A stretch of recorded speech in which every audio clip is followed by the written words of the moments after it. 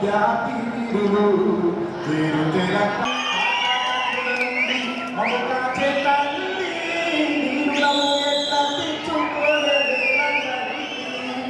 తల్లి నీ పాలనాలే గదిలో పారే నీరై గుండెల గదిలో గనులే తరతరాల తరగని సిరులై. మీరంతా కోరస్ పాడాలి.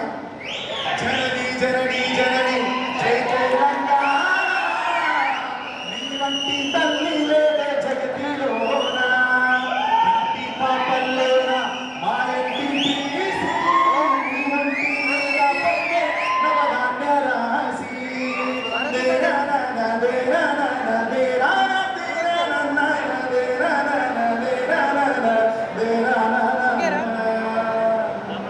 ఈ పాట తెలుసా? ఎంతమంది తెలుసు? ఈ పాట ఎవరు రాయించారు తెలుసా మీకు? కవితక్క. అన్న తెలంగాణ పాట వెస్టర్న్ లో వినాలని ఉండే వీలైతే ఒక పాట తయారు చేయని అన్నప్పుడు ఫస్ట్ ఏం రాసిన అంటే ఇసక తిండెలలో గౌరమ్మ తొలిల వేలు పునీరమ్మ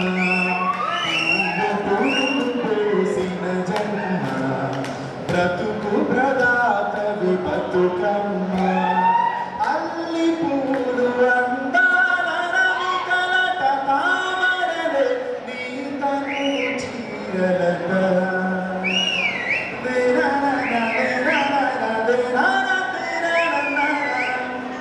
ఈ పాటని ఫస్ట్ నేను రాసి తయారు చేసి అక్కడ పిలవటంగానే సింగిల్ టైంలో దీన్ని ఫిక్స్ చేసి ఈ పాట రికార్డ్ చేయించింది. అంత మంచి కళాహృదయం ఉన్న కవితకి ఒకసారి మీరు అంతకంటే చప్పట్లు కొడితే. తమ్మి అన్న ఇక్కడ అందరూ నాకంటే పెద్దవాళ్ళు ఉన్నారు, నాతో పాటు చిన్నవాళ్ళు ఉన్నారు. నాకంటే ముఖ్యంగా ఇక్కడ నాకు తెలిసినంత వరకు అయితే ఇక్కడ ఉన్న వాళ్ళందరిలో నాకంటే ఎక్కువ చదువుకునే వాళ్ళ మీరంతా. మీ అందరికీ నా చిన్న అభ్యర్థన ఏంటి అంటే తెలంగాణ ఉద్యమంలో ప్రతి గుండెను తట్టినాం, ప్రతి తలుపును తట్టినాం, ప్రతి ఊరును చుట్టినాం. తెలంగాణ భూమి ఇంచు ఇంచు తిరిగి తెలంగాణ నిర్మాణం చేసిన ఉద్యమాన్ని. దాని తర్వాత తెలంగాణ రాష్ట్ర సమితి పార్టీని కూడా తిరిగి ప్రభుత్వంలో కూడా అట్లే నిర్మాణం చేసిన మొట్టమొదటి ప్రభుత్వాన్ని కూడా రెండోసారి కూడా అట్లే చేసినాం.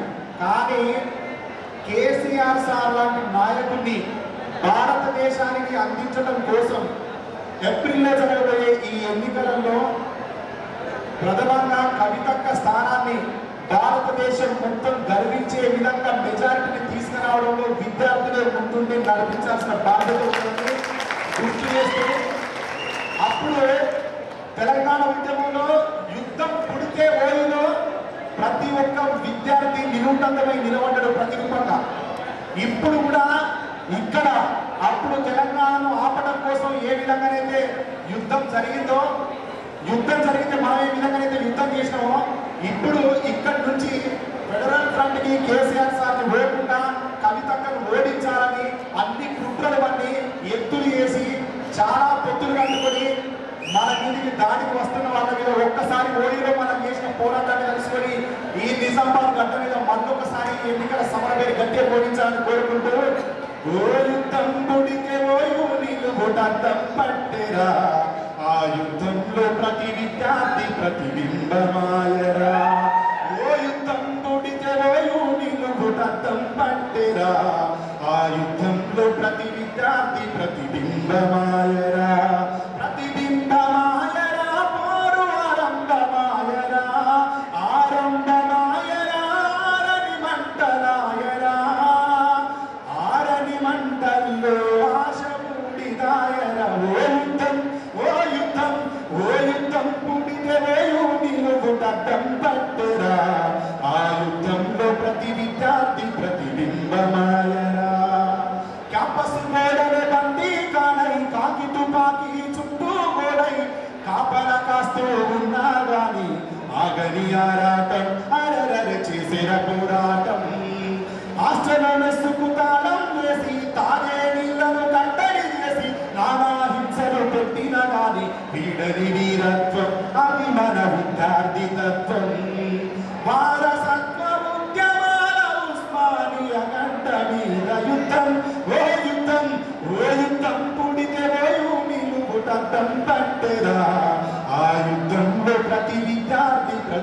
బింబమాయరా.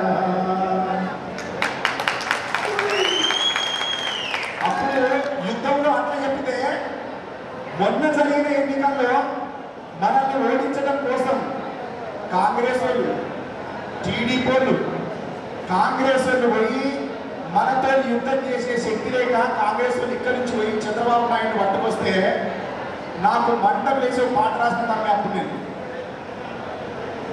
దొంగల కూటమిరా కూటమిరా తెలంగాణ చదువాలను అమ్మే వంచిత కూటమిరా పదవుల కూటమిరా ప్రజలను ముంచే కూటమిరా తెలంగాణ విశ్వాసం నమ్మే కుట్రల కూటమిరా నయవంచకుడు చంద్రబాబుతో బంధులన్నీ ఒక్కటైన దొంగల కూటమిరా ఇది ద్రోహుల కూటమిరా తెలంగాణ చదువాలను అమ్మే వంచిత కూటమిరా.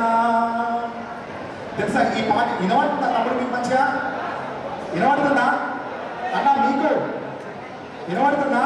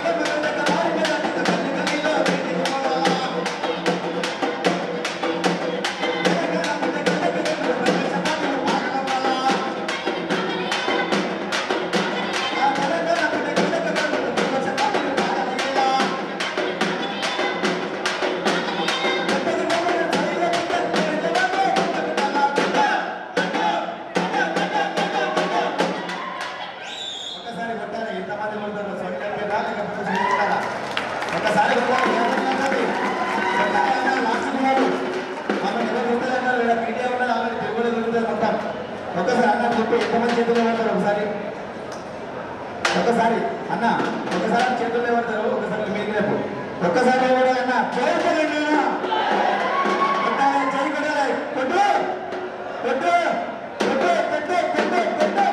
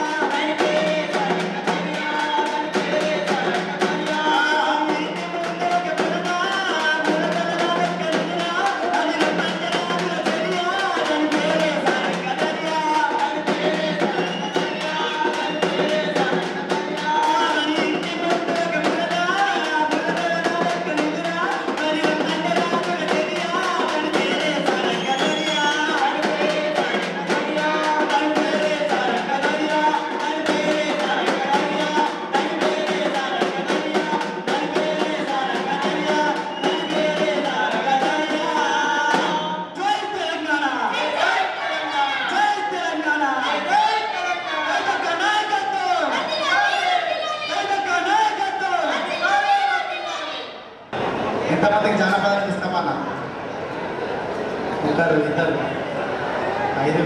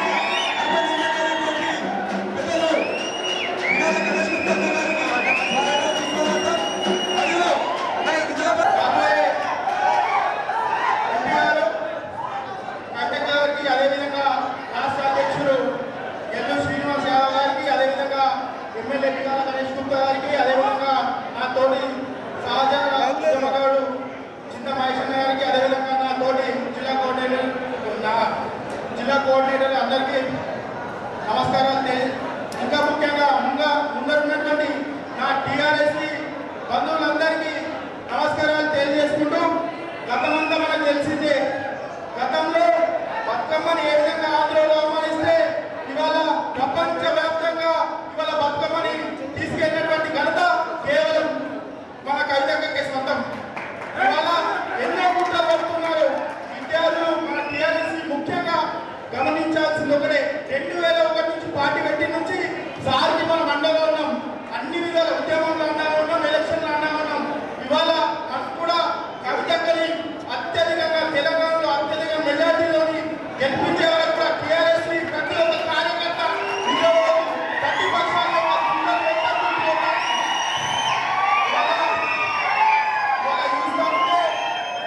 కేవలం చెప్తే మీకు తెలుసు, నామినేషన్ వేయించుకొని తెల్లారే పోయిందట. అంటే ఇవాళ నామినేషన్ల ప్రక్రియ చూస్తే కాంగ్రెస్ వాళ్ళు కానీ ఇతర పార్టీ వాళ్ళు కానీ ఆ విధంగా చేయడం జరిగింది.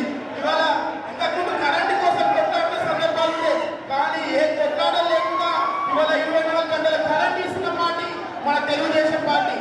ఇవాళ 24 గంటలు కరెంట్ ఇస్తున్న పార్టీ టీఆర్ఎస్ కదా. కాబట్టి ఇవన్నీ గమనించాలి, కుట్రలు చేయించాలి, ప్రతిపక్షాల డిపాజిట్లు గల్లంటే ఏ విధంగా ఆ వ్యక్తిత్వాలకు మా టీఆర్ఎస్ ఇవాళ రైతులకు వేస్తుంది ఏ పార్టీ అట్ట పార్టీ. ఇవాళ రైతులకు రైతు బంధు ఇస్తున్నాం, రైతు బీమా ఇస్తున్నాం, 24 గంటల కరెంట్ ఇస్తున్నాం, వాళ్ళ కోసం ప్రాజెక్ట్ కడుతున్నాం. అది ఎవరి కృషి? మన టీఆర్ఎస్ పార్టీ కృషి. ఇవాళ టీఆర్ఎస్ రైతు పక్షపాతి. నిజంగా ఇవన్నీ కుట్రలు చేయించాలి. ప్రతి ఒక్క రైతుకు, ప్రతి ఒక్క ఓటర్ దగ్గరికి అన్ని విషయాలు తీసుకుపోయి అక్కడి భారీ మెజార్టీతో గెలిపించారు కూడా ఇద్దరు నా టీఆర్ఎస్ తీసుకొచ్చి ప్రపంచ స్థాయిలో బతుకమ్మని ఆడించినటువంటి మన తెలంగాణ రుద్రమ్మ, మన బతుకమ్మ, మన కవితమ్మ ఇవాళ మన మధ్యన మన మీటింగ్ రావడం మనందరి పక్షాన కరకనందనతో స్వాగతం సుస్వాగతం తెలియజేస్తా ఉన్నాం. నిజామాబాద్ శాసనసభ్యులు, నిజామాబాద్ నగరాన్ని రూపురేఖలు మార్చినటువంటి అన్న మన గణేష్ అన్న గారికి, మన యువ నాయకులు తెలంగాణ రాష్ట్ర సమితి విద్యార్థి విభాగం రాష్ట్ర అధ్యక్షుడు అన్న గెల్లు శ్రీనివాస్ యాదవ్ గారికి, వేదిక పైనటువంటి టిఆర్ఎస్ పార్టీ యువ నాయకులు బాజిరెడ్డి జగనన్న గారికి,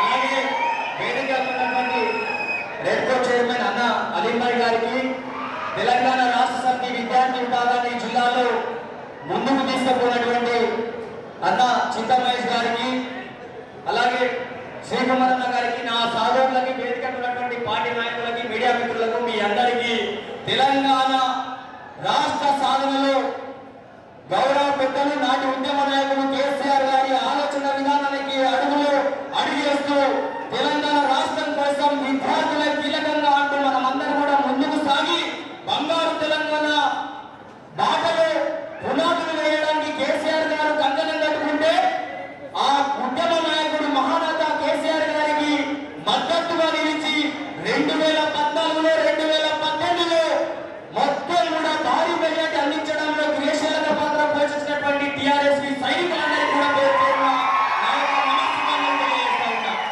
ఇలా చాలా మంది తెలంగాణ రాష్ట్రం గురించి కించపరుస్తూ మాట్లాడినటువంటి నాయకులందరూ ఉన్నారు. ఇలా మీ అందరూ జనంలోకి వెళ్ళి చెప్పాల్సినటువంటి మాట మొన్నటి వరకు అసెంబ్లీ ఎన్నికల్లో చెప్పారు, కానీ ఇప్పుడు పార్లమెంట్ ఎన్నికలు వచ్చినాయి.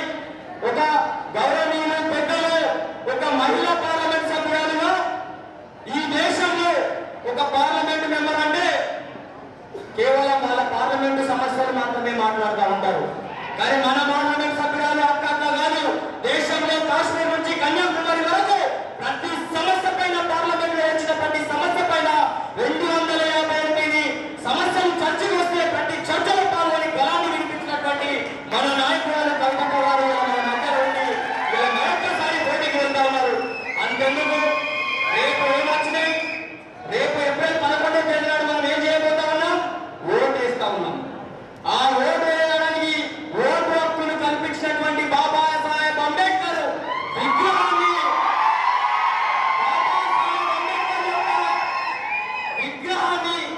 దశాబ్దాలుగా పాలించినటువంటి ఏ నాయకుడికి కూడా ఆలోచన రాలే. కానీ మన నిజామాబాద్ పార్లమెంట్ సభ్యురాలు, మన అధినేత్రి అక్క గారు ఈ తెలంగాణ రాష్ట్ర అసెంబ్లీలో బాబాసాహెబ్ అంబేద్కర్ విగ్రహాన్ని ఏర్పాటు చేసినటువంటి ఇలా ఒకటి కాదు, రెండు కాదు, అనేక సమస్యల మీద ఈ మధ్యన ఒక బుడ్డర్ఖాన్ వచ్చిండు. ఏం చేసిందా కవితమ్మ ఈ నిజామాబాద్ అని చెప్పేసి సోషల్ మీడియాలో వల్గర్ గా మాట్లాడుతూ ఉన్నారు. మీ అయ్యని ఎంపీగా చేసింది మా కవితమ్మ అనే విషయాన్ని మర్చిపోతారు. ఇలా ఎక్కడి నుంచి వచ్చినాయి ఆ డబ్బులు పెట్టుకొని ఇలా యువతకు పెడదారిలో పెట్టించడం కోసం ఇలా చేస్తున్నటువంటి కుట్రలు కుతంత్రాలు మా టీఆర్ఎస్ సైనికులు చూస్తలేదా? ఇలా నిజామాబాద్ పార్లమెంట్ ని డెవలప్మెంట్ లో క్రియాశీలక పాత్ర పోషించి 1000 కోట్ల నిధులు తీసుకొచ్చి నిజామాబాద్ ఇవాళ ఇంతకుముందు తెలంగాణ రాష్ట్రం అనగానే సిద్దిపేట అంటా ఉండే, సిద్దిపేట నగరాన్ని కనగంటే దిశలో ఇలా నిజామాబాద్ జిల్లా కేంద్రాన్ని తయారు చేస్తా ఉంది. ఇలా యువకులకు సాఫ్ట్వేర్ ఉద్యోగం అనగానే ఎక్కడో విదేశాల్లో వేరే ప్రాంతాల్లో వెళ్లాల్సిన పరిస్థితి ఉండేది. ఎక్కడ పూణే, బెంగళూరు, ఢిల్లీ, నోయిడా సిటీకి వెళ్ళాలి. కానీ నా నిజామాబాద్ మేధో సంపత్తి అంతా వేరే ప్రాంతాలకు వెళ్ళొద్దు, చదువులంతా కూడా ఎక్కడో తీసుకుపోయి ఉపయోగించద్దు, వాళ్ళంతా కూడా ఇక్కడే పనిచేయాలి, తల్లిదండ్రులకు సేవ చేయాలన్న ఒక సదుద్దేశంతో ఇలా 60 కంపెనీలతోటి ఐటీ ప్రాజెక్టు తీసుకొచ్చి నిరుద్యోగ యువకులకు ఆదుకుంటున్నటువంటి విషయాన్ని బీజేపీ పోతే కాంగ్రెస్ పోతే బీజేపీ ఇద్దరు పాలించారు, ఇద్దరు ఎంపీలు వేసారు. కానీ ఏ నాయకుడు కూడా నిజామాబాద్ పెద్దపల్లి రైల్వేని పూర్తి చేయలేదు. వచ్చిన వెంటనే వెంటపడి ఇలా నిజామాబాద్ పెద్దపల్లి రైల్వేని పూర్తి చేసిన ఘనత మన కవిత గారు. ఇవన్నీ మీకు ఎందుకు చెప్తా ఉన్నా, ప్రతి విషయాన్ని మనం తీసుకుపోవాలి, ప్రతి చిన్న విషయాన్ని కూడా మనం ప్రజల మధ్య తీసుకుపోవాలి, చర్చ పెట్టాలి. ప్రతి చర్చని ఇలా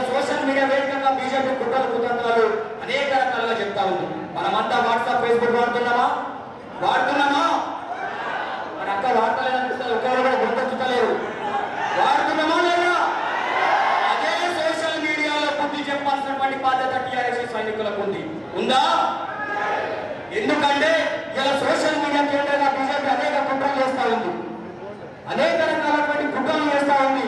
ఆ కుట్రలన్నింటినీ కూడా తిప్పికొట్టాల్సినటువంటి బాధ్యత టీఆర్ఎస్ సైనికులుగా మనమంతా కూడా వాట్సాప్ లో, ఫేస్బుక్ లో ఎప్పటికప్పుడు అప్లోడ్ చేయాల్సినటువంటి బాధ్యత ఉంది. ఇలా ఎంపీ అయిన తర్వాత ఒక మహిళా పార్లమెంట్ సభ్యురాలుగా ఒక మహిళలకు 1,61,858 మందికి ఇలా బీడీ కార్మికులకు పెన్షన్లు ఇస్తా ఉన్నటువంటి ఇలా బీడీ కార్మికులు నిజామాబాద్ పార్లమెంట్ లో అత్యధికంగా బీడీ కార్మికులు ఉన్నారు. వాళ్ళందరినీ ఆదుకోవాలి, వాళ్ళకి ఇది తప్ప వేరే ఉపాధి లేదు అని చెప్పేసి రాష్ట్ర స్థాయిలో గౌరవ ముఖ్యమంత్రి గారితో మాట్లాడి ఇలా బీడీ కార్మికులకు పెన్షన్ 1000 రూపాయలు పెట్టిస్తే ఇలా వచ్చే పెట్టుబడులు ఎంత ఇస్తున్నాం? 2016 రూపాయలు ఇస్తున్నాం. ఇదే నిజామాబాద్ సంబంధించి అక్క కోడల మధ్యలో పేపర్లు వస్తే ఇద్దరికి పెన్షన్ వస్తున్నాయని చెప్పేసి కూడా జరిగితే అత్తకు మరి కోడలకు కూడా పెన్షన్ ఇప్పించినటువంటి పరిస్థితి. అవునా? ఇప్పించినమా లేదా? ఇలాంటి అనేక సమస్యలు, అనేక రకాలైనటువంటి దాన్ని కూడా మీ మధ్యకు వస్తాయి, తీసుకుపోవాలి, మన ప్రజల మధ్యలో చెప్పాలి. చాలా విషయాలు అక్కగారు మాట్లాడతారు. ఇంకొక ఆయన 2 సార్లు ఎంపీగా చేసిండు. నిజామాబాద్ తెలంగాణ ఉద్యమంలో నేను కీలక పాత్ర పోషించిన అంటాడు. ఎక్కడో ఇట్లా చేతి పట్టుకొని పోలీసు ఆయన చూస్తున్నటువంటి ఫోటోలు అప్లోడ్ చేసుకుంటా బాగా మాట్లాడుతూ ఉన్నారు. మరి పోలీసుల చేత లాఠీ దెబ్బలు దీన్ని జైలుకు పోయినటువంటి మనలాంటి ఉద్యమ పార్టీ మనం అగ్రభాగం నుండి మనం నడిపినటువంటి అక్కగారు ఏమనాలి? ఇలా కాంగ్రెస్ తెలంగాణ ఇచ్చిన కాంగ్రెస్ వస్తుంది, మమ్మల్ని ఆదుకోండి, చేయగొట్టుకోండి అండి. నువ్వు 2 సార్లు ఎంపీగా చేస్తే ఎక్కడి నుంచి వచ్చినా పేపర్కే పరిమితమైన, ఇంకొక గుడ్రతానేమో సోషల్ మీడియాకే పరిమితమైన. ఈ ఇద్దరు కలిసి అక్క మీద పోటీకి రైతులతోటి ఏపించి పక్కా కాంగ్రెస్ బీజేపీ సంబంధించినటువంటి నాయకులతోటి నామినేషన్ చేపించి ఏదో ఉంటుంది. ప్రజల ఆశీర్వాదం ఉంది, మన ప్రజల ఆశీర్వాదంతో ఉన్నటి అసెంబ్లీ ఎన్నికల్లో గెలిచిన ప్రభుత్వాన్ని ఏర్పాటు చేస్తున్నాం. ఇలాంటి కుట్రలు కుతంత్రాలు మనం ఏమి చేయలేవు అనే విషయాన్ని మీకు చెప్పాల్సినటువంటి అవసరం ఉందని చెప్పి తెలియపడుతూ ఇలా తెలంగాణ ఇచ్చిన కాంగ్రెస్ వస్తుంది అని ఒక మాట మాట్లాడుతున్నారు. మీ అందరికి ఇంకో విషయం చెప్తా, మీరు బయట పోయి చెప్పాలి ప్రజల మధ్యన. 1947 కన్నా ముందు మన దేశాన్ని బ్రిటిష్ వాళ్ళు పాలించారు. అవునా? ఎవరు పాలించారు? 1947లో పోతూ ఏమి ఇచ్చిపోయారు? స్వతంత్రాన్ని మనకి ఇచ్చేసి వెళ్ళిపోయారు. ఎవరు ఇచ్చారు స్వతంత్రాన్ని? ఇచ్చింది ఎవరు? బ్రిటిష్ వాళ్ళు ఇచ్చారు. కొట్లాడి తెచ్చుకున్నటువంటి దాంట్లో అగ్రభాగాలు ఉన్నటువంటి వాళ్ళంతా కూడా మన స్వాతంత్ర సమరయోధులు. మరి స్వతంత్రాన్ని తీసుకొచ్చిన సమరయోధులు గొప్పోలా, ఇచ్చిన బ్రిటిష్ వాళ్ళు గొప్పోలా? ఎవరు గొప్పోలు? అర్థం కాలే.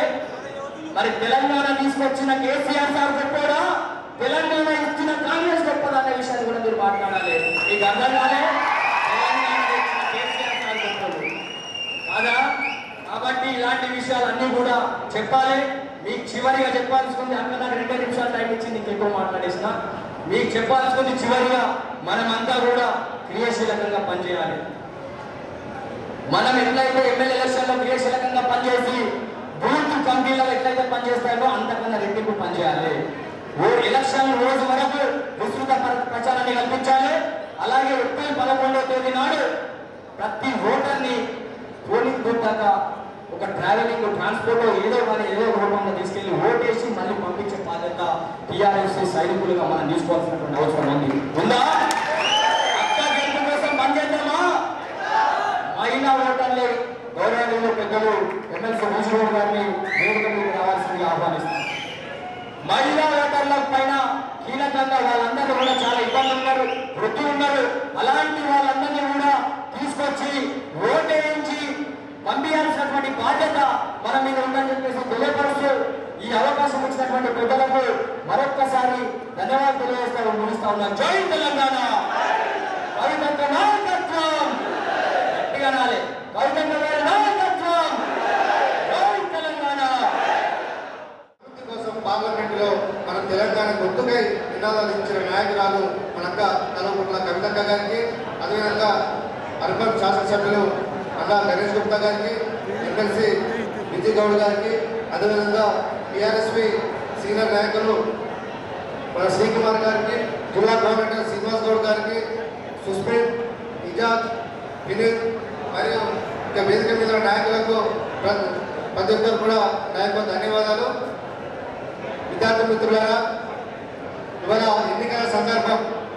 ఈ ఎన్నికల్లో ఎవరు మన ప్రాంత అభివృద్ధి కోసం, మన ప్రాంతాన్ని ఈ రాష్ట్రంలో ఏ మారుమూల ప్రాంతానికి వెళ్ళినా కూడా సగర్వంగా చెప్పుకునే విధంగా తీర్చిదిద్దేలో విశ్లేషించుకునే సందర్భం ఇది. ఈసారి మన నిజామాబాద్ పార్లమెంట్ నుంచి ఎంపికైన మన అక్క కవితక్క గారు ఇవాళ భారతదేశంలోనే నిజామాబాద్ పార్లమెంటు సభ్యురాలంటే చాలా గర్వపడే విధంగా ఇవాళ మన తెలంగాణ గొంతు గారు పార్లమెంట్లో వినిపించిన నాయకురాలు ఇవాళ మన కవితక్క గారు ఇవాళ మళ్ళీ మనకి ఎంపీ అభ్యర్థి రావడం నిజంగా మనందరూ అదృష్టం అని చెప్పి ఈ సందర్భంగా మీకు విజ్ఞప్తి చేస్తా ఉన్నాం. గతంలో కాంగ్రెస్ పార్టీకి సంబంధించిన ఎంపీలు వాళ్ళకి ఎన్నికల ఓటు వేసి పార్లమెంట్ పంపిస్తే ఢిల్లీకి వెళ్ళి పైరవులు వేసారు తప్ప మన ప్రాంత సమస్యల గురించి పార్లమెంట్ లో మాట్లాడిన నాయకులు ఎవరు లేరు. మనం ముఖ్యంగా తెలంగాణలో నీళ్లలో బాగా అన్యాయం జరుగుతూ ఉంది, నిధుల్లో మనకు అన్యాయం జరుగుతుంది, ఉద్యోగాల్లో మనకు అన్యాయం జరుగుతుందని చెప్పి పార్లమెంట్ లో గతంలో మధ్యాస్ గారు పార్లమెంట్ ఎప్పుడైనా మాట్లాడిరా? ఎప్పుడు మాట్లాడలేదు. ఎంతసేపు పైరవులు చేసుకుంటా రాజశేఖర రెడ్డి దగ్గర, సోనియా గాంధీ దగ్గర ఉన్నారని తప్ప ఈ ప్రాంత అభివృద్ధి కోసం, నిజామాబాద్ ప్రాంత అభివృద్ధి కోసం మాత్రం ఎప్పుడు కృషి చేయలే, మన పార్లమెంట్ లో చూడలే.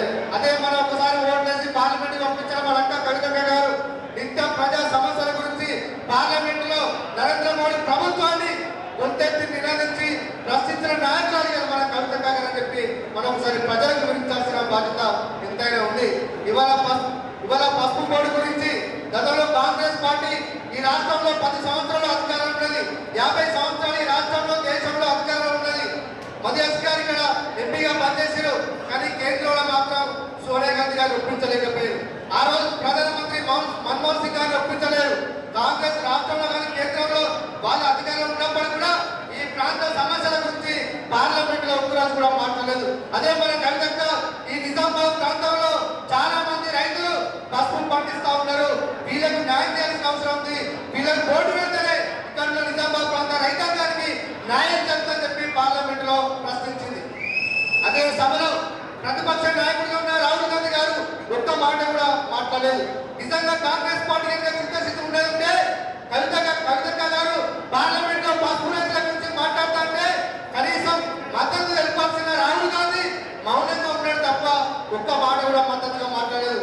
అలాంటి రాహుల్ గాంధీ, అలాంటి కాంగ్రెస్ పార్టీ నాయకులు ఇవాళ పసుపు రైతుల గురించి మాట్లాడుతుంటే నమ్మటానికి మనమే అమాయకులమా? ఒక్కసారి మనం ఆలోచన చేయాల్సిన అవసరం ఎంతైనా ఉంది. అక్క కవితక్క గారు బాబా రామ్దేవ్ బాబా గారు యోగా గురువులు తన మద్దతు తీసుకొని మిగతా రాష్ట్రాల ఎంపీల మద్దతు తీసుకొని ఈ దేశంలో పసుపు బోర్డు ఏర్పాటు చేస్తేనే ఈ ప్రాంత రైతాంగానికి న్యాయం జరుగుతుంది. ఎంఎస్పీని నిర్ణయించి రైతులకు న్యాయం చేయాలంటే కేంద్ర ప్రభుత్వం చొరవ తీసుకోవాలంటే ఖచ్చితంగా పసుపు బోర్డు ఉండి తీరాల్సిందని చెప్పి పార్లమెంట్ లో నిర్ణయిస్తే దత్తమైన కాంగ్రెస్ పార్టీ ఎంపీలు, భారతీయ జనతా పార్టీ ఎంపీలు అక్కడ మౌనంగా ఉన్నారు తప్ప ఎప్పుడు మద్దతుగా మాట్లాడలే. అందుకే మన కేసీఆర్ గారు ఇవన్నీ రైతుల సమస్యల పరిష్కారం కావాలంటే కేంద్రంలో ఫెడరల్ ఫ్రంట్ రావాలి. ఫెడరల్ ఫ్రంట్ వస్తే పసుపు బోర్డులు ఏర్పాటు చేయాలన్నా మన ఫ్రంట్ నిర్ణయిస్తుంది. ఎంఎస్పీ కనీసం మద్దతు ధర నిర్ణయించాలన్నా మన ఫ్రంట్ నిర్ణయిస్తా చెప్పి మన ముఖ్యమంత్రి గారు ఆలోచన చేశారు. అమిత్ షా గారికి పార్లమెంట్ లో నరేంద్ర మోడీ గారిని మన కేసీఆర్ గారు మన కవితక్క ఆధ్వర్యంలో చాలా మంది ఎంపీలు ఎన్నికలు కూడా ఏర్పాటు చేస్తామని చెప్పి తప్ప ఇంతవరకు ఏర్పాటు చేయలేదు. మొన్ననే ఎన్నికల సందర్భంగా మరి ఇక్కడ చూసినాం నిజామాబాద్ లో బీజేపీ జాతీయ ప్రధాన కార్యదర్శి రామాధవ్ ఇక్కడికి వచ్చి చెప్పిండు, మేము రేపు అధికారంలోకి వస్తే పసుపు బోర్డు ఏర్పాటు చేస్తామని చెప్పిండు. 5 సంవత్సరాలు నీకు అధికారం ఇస్తే నువ్వు ఎందుకు వేయలేదు అంటే భారతీయ జనతా పార్టీకి నిజామాబాద్ ప్రాంతంలోని రైతాంగం మీద ప్రేమ లేదని మనకు చాలా స్పష్టంగా అర్థమైపోయింది. అందుకనే ఈసారి వచ్చే ఎన్నికల్లో మన కవితక్కను దాదాపు 5 లక్షల ఓట్ల మెజార్టీతో గెలిపించి మన పార్లమెంట్ పంపిస్తే ఖచ్చితంగా రేపు కేంద్రంలో ఏర్పడబోయేది మన ఆధ్వర్యంలో టీఆర్ఎస్ పార్టీ ఆధ్వర్యంలోనే రేపు కేంద్రంలో ప్రభుత్వం ఏర్పాటవుతుంది. కాబట్టి మనంతా ఖచ్చితంగా కేంద్ర మంత్రి అవుతుంది. కాబట్టి మన ప్రాంత సమస్యల పరిష్కారం కోసం కవితక్క ఖచ్చితంగా పనిచేస్తున్న విషయాన్ని మన గ్రామాల్లో మన పెద్దలందరూ కూడా గురించాల్సిన బాధ్యత ఎంతైనా ఉంది. ఇలా ఈ ప్రభుత్వం వచ్చిన తర్వాతనే కేసీఆర్ గారు ముఖ్యమంత్రి అయిన తర్వాతనే ఈ రాష్ట్రంలో నిరుద్యోగులకు ఉపాధి అవకాశాలు కల్పించడానికి ప్రత్యేకమైన దృష్టి పెట్టారు. కొత్త పారిశ్రామిక పాలసీ తీసుకొచ్చారు. కాంగ్రెస్ ప్రభుత్వం అధికారం ఉన్నప్పుడు ఒక కంపెనీని ఏర్పాటు చేస్తామంటే స్థానిక స్థానిక ఎమ్మెల్యే కానీ స్థానిక ఎంపీకి మాకు ఎన్ని లక్షలు మాకు ఎంత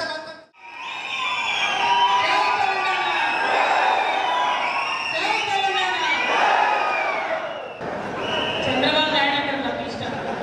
అందరూ ఒకసారి పిడికిలు బిగించాలి దయచేసి. జై తెలంగాణ, జై తెలంగాణ. అందరికీ నమస్కారం. వేదిక మీద ఉన్నటువంటి గౌరవనీయులు శాసనసభ్యులు దిగాల గణేష్ గుప్తా గారికి, ఎమ్మెల్సీ పీజీ గౌడన్న గారికి, తమ్ముడు జగన్ గారికి,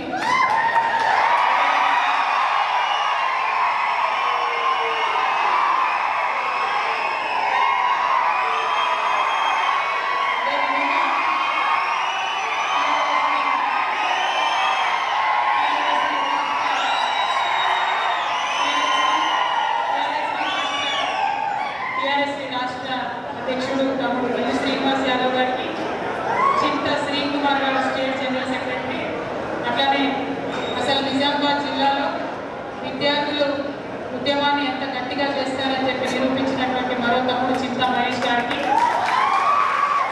ఎజాజ్ గారికి, ఫస్ట్ నుంచి టీఆర్ఎస్లో ఉండి చాలా యాక్టివ్గా పనిచేసిన ఎజాజ్ గారికి, వినీత్ గారికి, అట్లానే సుష్మిత్ గారికి, చిరంజీవి గారికి, రఘురామ్ గారికి, మరియు వేదిక మీద అనేక మంది విద్యార్థి నాయకులు ఉన్నారు వారికి, వాళ్ళందరితో పాటు నిప్పురమ్మ లాంటి నిజామాబాద్ విద్యార్థులందరికీ కూడా హృదయపూర్వకంగా నమస్కారాలు తెలియజేస్తాం. జగన్ స్టూడెంట్ లీడర్ చేశాను.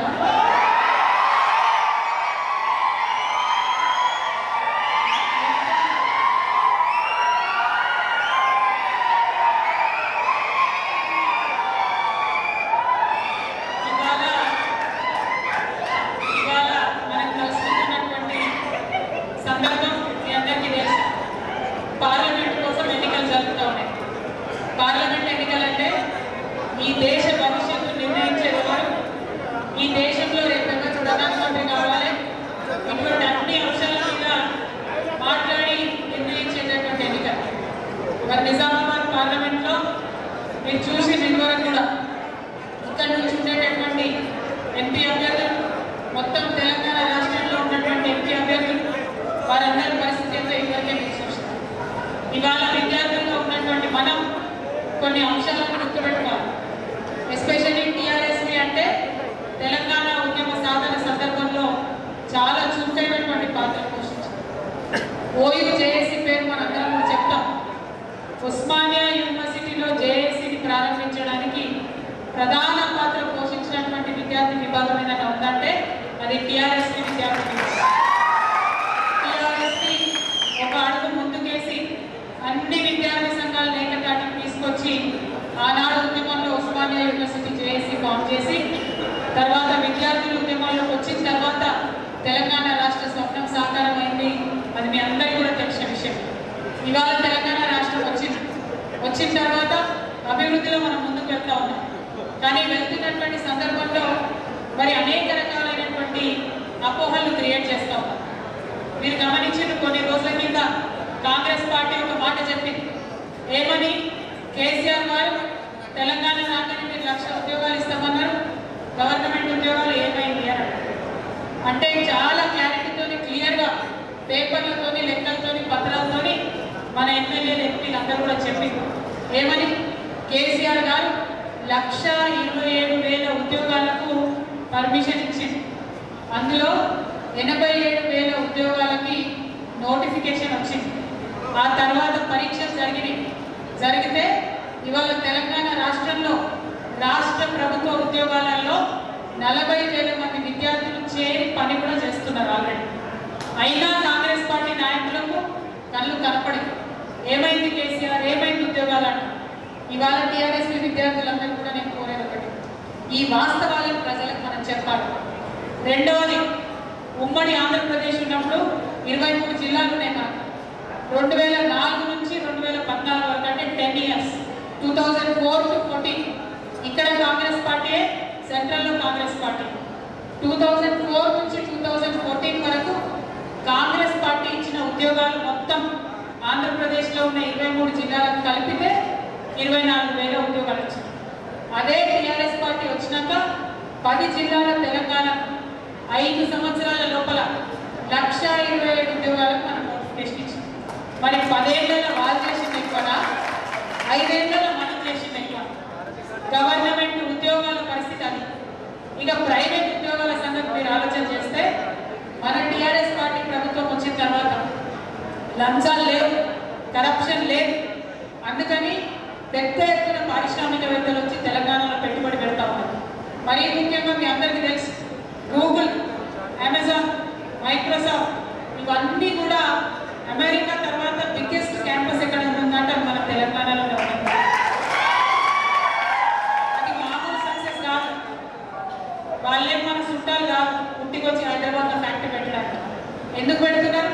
ది బెస్ట్ ఇండస్ట్రియల్ పాలసీ వాళ్ళ ప్రపంచంలో తెలంగాణ ఉంది కాబట్టి వాళ్ళు ఇక్కడికి వచ్చి పెడతా ఉన్నారు ఇండస్ట్రీస్. అదేవిధంగా అనేకమైనటువంటి ఇండస్ట్రీస్, దాదాపుగా 1,56,000 కోట్ల ఇన్వెస్ట్మెంట్ మనకు తెలంగాణకు వచ్చింది.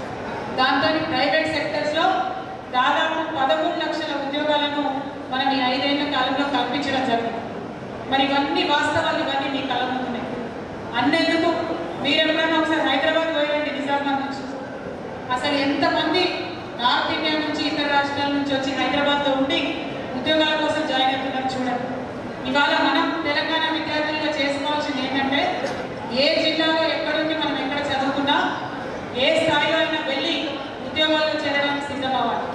మనకు తెలుసు, మనం జిల్లాలో చదువుకునే వాళ్ళం కొన్ని ఇంటర్వ్యూస్ని ఫేస్ చేయడంలో కావచ్చు, కొన్ని అంశాల్లో కావచ్చు, వెనుక ఉన్నట్టుగా మనం భావిస్తాం. వాస్తవానికి మనం వెనుక ఉండము, భావిస్తాం అంతే. అది గమనించింది మన ప్రభుత్వం. గమనించి టాస్క్ అనేటటువంటి సంస్థను ప్రారంభించింది. ఈ టాస్క్ ద్వారా చదువుకునేటటువంటి విద్యార్థుల్ని ఇండస్ట్రీ రెడీ ఉద్యోగాలు చేయడానికి రెడీగా చేసినాం. చాలా మందికి కోచింగ్ ఇస్తా ఉన్నాం, చాలా మందిని ఫినిషింగ్ స్కూల్ లాగా ఈ టాస్క్లో ఇచ్చి మరి ఉద్యోగాలు వచ్చేటట్టు ప్రయత్నం చేసినాం. రేపటి నాడు నిజామాబాద్లో పెట్టినటువంటి ఐటీ హబ్లో కూడా దాంట్లో టాస్క్ అనే ఆఫీస్ కూడా ఉంటుంది సపరేట్గా. సో చదువుకున్నటువంటి వాళ్ళందరూ కూడా ఇంటర్వ్యూకి వెళ్ళే లోపల ఈ టాస్క్ ఆఫీస్లో ట్రైనింగ్ అయ్యి తర్వాత ఇంటర్వ్యూకి వెళ్ళొచ్చు. మన నిజామాబాద్లో పెట్టినటువంటి ఐటీ హబ్ 35 crores మనం స్టార్ట్ చేసినాం. విత్ ఇన్ ఇయర్ పూర్తవుతుంది. పూర్తయినాక ఇప్పటికే మనకు 60 కంపెనీస్ అగ్రిమెంట్ చేస్తున్నాయి. దాంట్లో గణేష్ అన్నది చాలా పెద్ద పాత్ర ఉన్నది. 60 కంపెనీస్ తయారు చేసినాం. ఆ 60 కంపెనీస్ని అకామిడేట్ చేస్తాం. ఐటీ హబ్ phase 2 కూడా తప్పకుండా వస్తుంది. దాంతో మరింత మంది ఉద్యోగాలు వచ్చేటటువంటి ఆస్కారం ఉంటుంది. మీ అందరినీ నేను రిక్వెస్ట్ చేసి చెప్పేది ఒకటి, విద్యార్థుల సంక్షేమం అంటే ఇవాళ దేశం మొత్తంలో తెలంగాణ రాష్ట్రమే నంబర్ 1. విద్యార్థులు అంటే కేవలం ఉద్యోగాలకు రెడీగా ఉన్న విద్యార్థులే కాదు, చిన్న పిల్లలు ప్రైమరీ స్కూల్ నుంచి కూడా ఎడ్యుకేషన్ ఇంపార్టెంట్. ఆ ప్రైమరీ స్కూల్ నుంచి హై స్కూల్ వరకు, జూనియర్ కావచ్చు, డిగ్రీ కావచ్చు, అన్ని దశల్లో ఉన్నటువంటి విద్యార్థుల మీద మన ప్రభుత్వం చాలా హెవీగా ఇన్వెస్ట్ చేస్తుంది. అది మీరు చూస్తూ ఉన్నారు, గమనిస్తూ ఉన్నారు. అంతకుముందు ఉన్న గవర్నమెంట్కి ఇప్పటికీ ఉన్నటువంటి మార్పులు, అంతకుముందు ఉన్న గవర్నమెంట్ స్కూల్స్లో రోజు రోజుకి పడిపోతే నెంబర్, ఇవాళ రోజు రోజుకి ఎన్రోల్మెంట్ పెరుగుతున్నది. అది కూడా మీరు గమనిస్తున్నారు. ఇవన్నీ అంశాలు కలిపితే విద్యార్థుల అంశాలు అవుతాయి. 1-2 అంశాలతో విద్యార్థుల అంశాలు అవ్వవు. ఈ అంశాలన్నీ దయచేసి టీఆర్ఎస్ విద్యార్థులందరూ కూడా గమనించాల్సిందిగా నేను కోరుతా ఉన్నాను. అట్ ద సేమ్ టైం ఫేస్బుక్లు ఉన్నాయా మీ అందరికీ? ఉన్నాయా? ఒకసారి అందరు చేయలేతారు ఫేస్బుక్లో. వాము అందరికీ ఉన్నాయా? సో మీరు అందరు డేంజర్లు ఉన్నట్టేనా? ఫేస్బుక్లో మొత్తం ఫేక్ న్యూసే వస్తుంది ఇప్పుడు. మీ అందరితో నా రిక్వెస్ట్, బీజేపీ వాళ్ళు, కాంగ్రెస్ వాళ్ళు పెట్టే ఫేక్ న్యూస్ని మనమే ఐడెంటిఫై చేయాలి. టీఆర్ఎస్ ఐడెంటిఫై చేసి దాంట్లో నిజం ఏంటి అన్నది తప్పకుండా ప్రజలకు చెప్పాలి. ఇప్పటిదాకా తమ్ముడు శ్రీనివాస్ గౌడ్ మాట్లాడుతూ చెప్పాడు, మనం ప్రజలకు నిజం చెప్పాలి, జరుగుతున్నటువంటి వాస్తవాలను వివరించి చెప్పాలని చెప్పి. ఒకటే ఎగ్జాంపుల్ చెప్తా, నేను ఎక్కువ చెప్పాలి. ఇవాళ బీజేపీ పార్టీ ఉన్నది. బీజేపీ పార్టీ వచ్చుడొచ్చుడే ఏం చెప్పింది? సంవత్సరానికి 2 కోట్ల మందికి ఉద్యోగాలు ఇస్తామని చెప్పి అధికారంలోకి వచ్చింది. ఎన్ని కోట్ల మందికి ఉద్యోగాలు ఇచ్చినట్టు ఇప్పటివరకు లెక్క తెలుస్తలేదన్నమాట. అదేవిధంగా నోట్ల రద్దు చేసింది. అసలు రద్దయిన నోట్లేంటి, గవర్నమెంట్కి వచ్చిన నోట్లేంటి అంటే ఇప్పటివరకు లెక్క తెలుస్తలేదు. అట్లా మనం ఏ విషయం అడిగినా సరే లెక్క తెలుస్తలేదని చెప్తున్నాం. కానీ మన రాష్ట్ర ప్రభుత్వం ఇచ్చే పెన్షన్లో 1000 రూపాయలు మనం పెన్షన్ ఇస్తే, మనం ఎప్పుడో చెప్పినాం 1000 రూపాయలు మనం పెన్షన్ ఇస్తున్నాం. ఎంతమందికి ఇస్తున్నాం? మోర్ దెన్ 40 lakhs మనం పెన్షన్స్ ఇస్తున్నాం. అందులో ఓన్లీ 4 lakhsకి మనం 40 లక్షల మందికి పెన్షన్ ఇస్తే ఓన్లీ 4 లక్షల మందికి సెంట్రల్ గవర్నమెంట్ నుంచి 200 రూపీస్ వస్తుంది. కానీ భారతీయ జనతా పార్టీ ఇలా ఫేస్బుక్లో పెట్టే ఫేక్ న్యూస్ ఏంటంటే బీజేపీ అంటే 800 ఇస్తుందట, మనం 200 ఇస్తాం అంటే బిల్కుల్ ఉంటా జూటా కహాని మొత్తం బీజేపీ అంటేనే భారతీయ జూటా పార్టీ.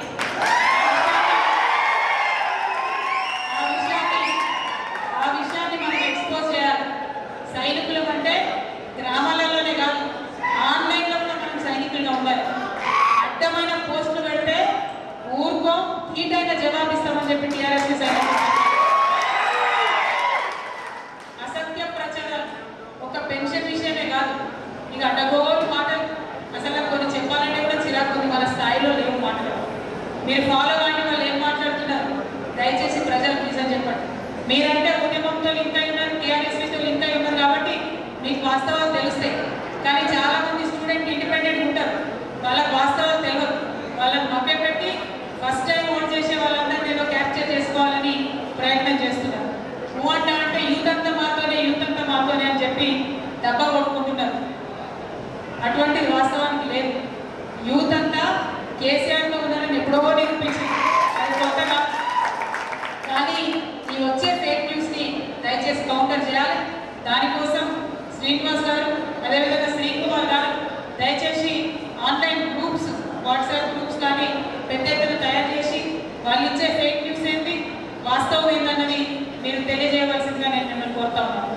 మీ అందరితో ఒకటే రిక్వెస్ట్, పోయినసారి ఎంపీ ఎన్నికలలో నిజామాబాద్ ప్రజలు ఎంతో నమ్మకంతో టీఆర్ఎస్ పార్టీ నుంచి నన్ను గెలిపించినారు. వారి నమ్మకం మమ్ము కాకుండా ఈ 5 years కూడా కంటిన్యూస్గా పనిచేస్తూ వచ్చాను. I'm very proud. First year నేను ఎంపీ ఎన్నికై రిజల్ట్ తీసుకొని ఇంటికి వచ్చిన వెంటనే నా దగ్గరకు వచ్చినటువంటి సబ్జెక్టు 2 days టైం ఉంది, మన కాలేజ్కి మెడికల్ కాలేజ్కి ఎంసీఐ పర్మిషన్ వస్తలేదు, సీట్లు వెళ్ళిపోతున్నాయని చెప్పి మొత్తం కాలేజ్ వాళ్ళు నా దగ్గరకు వచ్చి only 2 days first task as an MP దాన్ని టేకప్ చేసి ఛాలెంజ్గా చేసి ఆనాటి నుండి ఈనాడు ప్రతి ఇయర్ కాపాడుకుంటూ వచ్చి ఇవాళ పీజీ పర్మిషన్ కూడా మెడికల్ కాలేజ్కి పట్టుబట్టి వెంటబడి తెచ్చుకున్నాం. 97 crore rupees మనం మెడికల్ కాలేజ్కి శాంక్షన్ చేసుకున్నాం. ఇది చెప్పమని బీజేపీలో ధైర్యం ఉంటారు, ఇది చెప్పమని కాంగ్రెస్ వాళ్ళకి ధైర్యం ఉంటారు, ఎన్నడైనా చేసి రావాలన్నా. ఇవాళ మనం మోడల్ స్కూల్స్ కడుతుంటే ప్రైవేట్ స్కూల్స్ ధీటుగా ఉన్నాయి. ఒక్కొక్క ప్రైవేట్ స్కూల్ 1-2 crores కట్టేస్తారు జిల్లాలలో కానీ మండల స్థాయిలో కానీ. కానీ వాళ్ళ టీఆర్ఎస్ గవర్నమెంట్ ఇచ్చే మోడల్ స్కూల్స్ 18 crores rupees ఒక్కొక్క మోడల్ స్కూల్. అది ఎస్సీస్కి కావచ్చు, బీసీస్కి కావచ్చు, మైనారిటీస్కి కావచ్చు, పేదవాళ్ళు ఎవరికైనా సరే 18 crores ఒక్కొక్క మోడల్ స్కూల్ కడుతుంది. అంటే ఒక క్వాలిటీ ఎడ్యుకేషన్, ఇంగ్లీష్ ఎడ్యుకేషన్ అంతా పెద్దవాళ్ళకు, తెలుగు ఎడ్యుకేషన్ అంతా పేదవాళ్ళకని ఇదివరకటి గవర్నమెంట్స్లో ఉండే. ఇప్పుడు అట్లా లేదు. ప్రతి ఒక్కరం అన్నం పెట్టే భాష నేర్చుకోవాలి. ఇవాళ నచ్చినా నచ్చపోయినా అన్నం పెట్టే భాష ఇంగ్లీషు, ఉద్యోగం ఇచ్చే భాష ఇంగ్లీషు. మన పేద విద్యార్థులందరూ కూడా తప్పకుండా ఇంగ్లీష్ మీడియంలో చదువుకోవాలని పట్టుబట్టి వాళ్ళు చదివిస్తున్నాం. మీ అందరి వాళ్ళు అండర్లైన్ చేసి పెట్టుకోండి, మార్క్ చేసి పెట్టుకోండి. ఇంకొక 5 to 10 years లోపల ఈ దేశం మొత్తంలో కేజీ నుండి పీజీ వరకు ఏ విద్యార్థి ఏ చదువు చదువుకోవాలంటే ఆ చదువు చదువుకునేటట్టుగా KG to PG free education ఇచ్చే ఏకైక రాష్ట్రం తెలంగాణ రాష్ట్రం అయితే. పేద ఇంట్లో పుట్టినటువంటి ఒక విద్యార్థి మెడికల్ కాలేజ్ పోవాలంటే వాళ్ళని వీళ్ళని అడుకోవాల్సిన అవసరం ఉండదు. పేద ఇంట్లో పుట్టినటువంటి విద్యార్థి పైలట్ కావాలంటే వాళ్ళని వీళ్ళని అడుకోవాల్సిన అవసరం ఉండదు. అటువంటి వ్యవస్థని వాళ్ళు కేసీఆర్ గారు తయారు చేస్తున్నారు. ఎట్లా ఉంటే మనం వచ్చేటప్పటికి ఎడ్యుకేషన్ సిస్టమ్ నాశనం అయిపోయి ఎక్కడికక్కడ ముక్కలుగా ఉన్నాయి. 100 డిపార్ట్మెంట్లలో ఉంటాయి స్కూల్స్, కాలేజెస్. అవన్నింటినీ ఒక దగ్గరికి తెస్తున్నాం. 5 yearsలో మనం 600 పైచిలకు హాస్టల్స్ పెట్టుకున్న మోడల్ స్కూల్స్. ఇవన్నింటినీ కూడా దేనికి? ఒక పర్మనెంట్ సొల్యూషన్ ఎడ్యుకేషన్ కోసం. మీ అందరితో నేను కోరేది ఒకటే, ఎన్నికలు రాగానే ఎవరు పడితే వాళ్ళు ఏది పడితే మాట్లాడుతూనే ఉంటారు. దానికి కౌంటర్ ఇస్తూనే ఉండాలి. ఎందుకంటే ఒక అబద్ధం 1000 సార్లు చెప్తే నిజమని నమ్మేటటువంటి అమాయక ప్రజలు ఉంటారు. వారికి అవకాశం ఇవ్వదు, వెంటబడాలి. వారు చేసేటటువంటి కుట్రలన్నీ ఛేదించాలి. మనకు కొత్తగా అవన్నీ ఛేదించుకున్న మాట ఇలా రాష్ట్రం వచ్చింది. ఇవాళ ఇక్కడ నిజామాబాద్లో వాళ్ళు స్ప్రెడ్ చేసే ఫేక్ న్యూస్ను కౌంటర్ చేయడానికి పెద్ద విషయం కాదు. యాక్టివ్గా ఉంటే 1 సెకండ్లో కౌంటర్ చేయొచ్చు. ఎందుకంటే వాళ్ళు చెప్పే దాంట్లో ఒక్కటి కూడా వాస్తవం లేదు. అనేక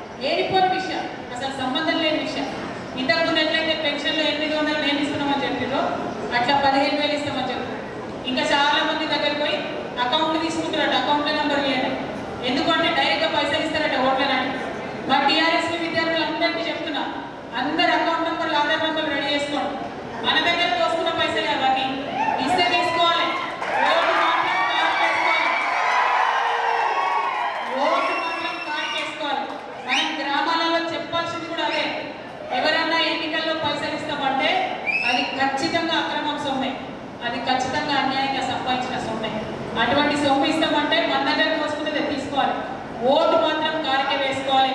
ఈ ఒక్క విషయాన్ని టీఆర్ఎస్ విద్యార్థులు గ్రామాలలో చెప్పాలి. ఎందుకంటే అమాయక ప్రజలు ఉంటారు, డబ్బుతో ప్రలోభ పెట్టే ప్రయత్నం చేస్తారు. మరి ఆ ప్రలోభాలను మనందరం పటాపంచలు చేసే విధంగా పిడికిలు